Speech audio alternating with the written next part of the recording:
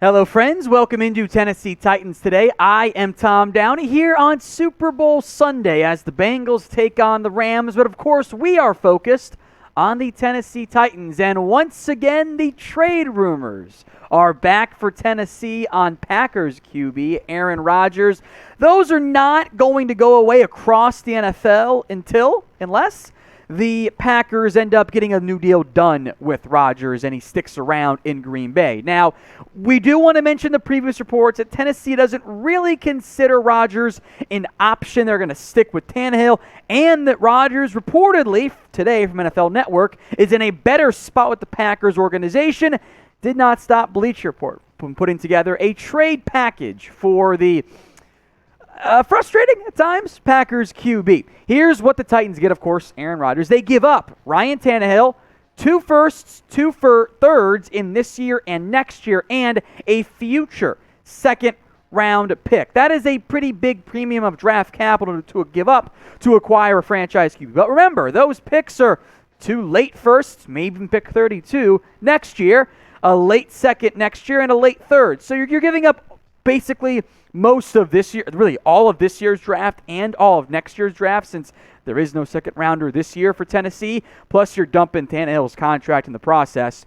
But I would probably do this for Aaron Rodgers because I would be all in right now. I would be all in on winning a title as soon as I possibly can. I don't really care that much about the draft capital if you win the title. I mean, we give up all of the picks, right, if you could get a title in 2023. Rodgers gives you a better chance. In fact, he'd probably be one of, if not the outright betting favorite to win the Super Bowl next year if you did acquire Rodgers. Now, of course, it requires him to say to Green Bay, I'm done. I don't want to be here anymore. Get me out of here. Let's move on. I want to go somewhere else. In which case, look, Tennessee would be fools to not have interest in acquiring him.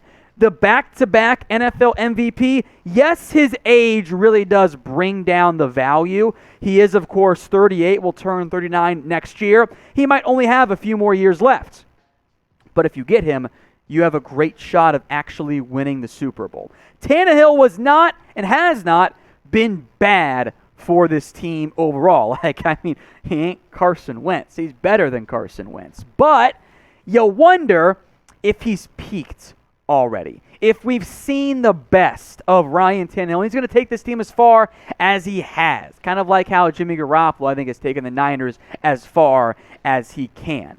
And Tennessee has nobody behind Tannehill. Logan Woodside, Kevin Hogan. Those guys are just a bunch of Jags, if we're being honest. And I mean Jags isn't just a guy, not Jacksonville Jaguars players. So the trade idea one more time. Tannehill, 2 firsts, 2 thirds, and a second in exchange for Aaron Rodgers. Would you make that trade? Let me know what you guys think at the pinned comments of today's video.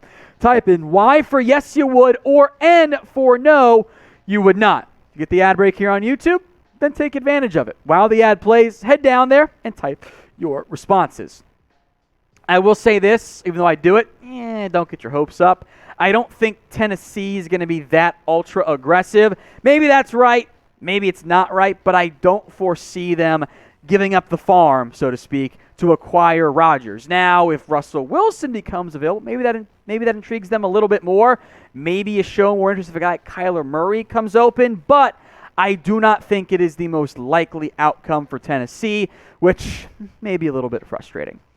If you guys want more free Titans videos, then hit that big red button and subscribe. We've got daily videos all year long right here on Tennessee Titans Today. The news, rumors, we do mailbags as well. We do trade, free agency draft, you name it. We got you guys covered. If you haven't already, join us for free videos. Let's discuss Caleb Farley as GM John Robinson has chimed in on the Titans' first-round pick this past year. He barely played in 2021. He was coming off the back injury, then unfortunately tore his ACL again. And as someone who loved Farley coming out of Virginia Tech, the injury history is a massive and major red flag at the current moment because he's got a history of knee issues. The back is a big-time red flag. He barely played in his first year. And the Titans, as GM John Robinson says, are going to be counting on him this year. Here's what Robinson said, quote, "This will be a big offseason for him. He's working hard, rehabbing. He knows what he needs to do. It's been told to him what he needs to do. And he's a hard worker. Caleb is a great guy, but he needs to do everything that he can in his power to make sure that he's healed, stable, and in shape. We're going to be counting on him. We drafted the guy for a reason. I'd say he was a pretty highly regarded prospect. He was an easy guy to evaluate off of film, just watching the player move around what he was capable of. Look, Farley does need to step up in 2022. If he does not, you're a little bit worried about, you just drafted a first-round pick on a corner who can't get on the field, can't play for you. You're in good shape overall at corner if Farley does step up. And I think Robinson was right. He was an easy prospect to evaluate out of Virginia Tech. And you can't really judge him based on this year. 3 games, was targeted 9 times, 7 completions allowed, 75 yards, 1 PBU before the unfortunate injury. We don't really know what he's been in the NFL. That almost like, basically it's like a game sample size, 2 game sample size from a snap count perspective. You can't really judge him from that. So he's a bit of an unknown, especially coming off another injury, but we know he was a freak athlete. Had he been able to test, he would have ran so fast. So will Caleb Farley break out in 2022? Type B for the breakout years coming, or type F for you think he's going to flop. I'm going B, but I want to hear from you in the comments section. For those of you that don't know, I loved Caleb Farley coming out. Before his second back procedure, which was a massive red flag, he was actually my number 1 corner coming out of the 2022 season, or 2021 NFL draft, excuse me. I loved him. He had great size, great speed, great ball skills, checked off all of my major boxes. Hopefully, he emerges as the other outside corner starter for Tennessee. I think a grouping of Christian Fulton, Elijah Molden, and Caleb Farley at corner, very young, very cheap, and really good. But it requires Farley, the first-round pick, to hold up his end of the bargain. We will see if that ends up happening or not. I feel good about it, but you need to see it happen in the end. Now, if you want to bet on the big game, do it with our sportsbook partner, BetUS. Get yourself a 125% deposit bonus when you put down at least $100 by using promo code CHAT125 at chatsports.com/bet. That link is in both the comment section. No, excuse me, it's not going to be in there. It's just chatsports.com/bet. Promo code CHAT125. It's right there below me. That's what I was trying to say before I sounded like an idiot. The odds, the Rams now a 4.5-point favorite. That has jumped up. It was 4, jumped to 4.5, back down to 4. Now, hours before kickoff, back up to 4.5 points. Let's talk Mike Vrabel here. He won the NFL's Coach of the Year award, as well earned as far as I'm concerned. 11-plus wins in back-to-back years for the organization for the first time since 2002 to 2003. He beat out several quality candidates for the regular season award. Playoff stuff does not matter, is not factored in.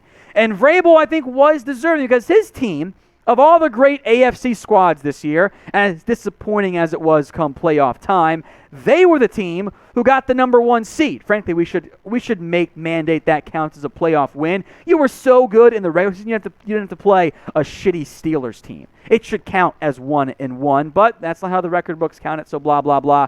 But the Tennessee Titans went through all of the injuries this year, without Derrick Henry. Offensive line missed time. Defense was decimated. Receivers missed time. Mike Vrabel unequivocally deserved this award. And I mean no disrespect to Zach Taylor, to the Eagles head coach, Nick Sirianni, or others out there. But Mike Vrabel, the job he did with so many injuries, being able to win this award, I think was absolutely the right answer for Tennessee, and they've got themselves a fantastic head coach. So before we go, if you agree with me, if you like having Mike Vrabel as your head coach, if you are proud of what he did in the regular season, juggling all of those injuries for Tennessee, well, show your support with a very simple like. So go do it right now for me. Like the video to show Mike Vrabel some love.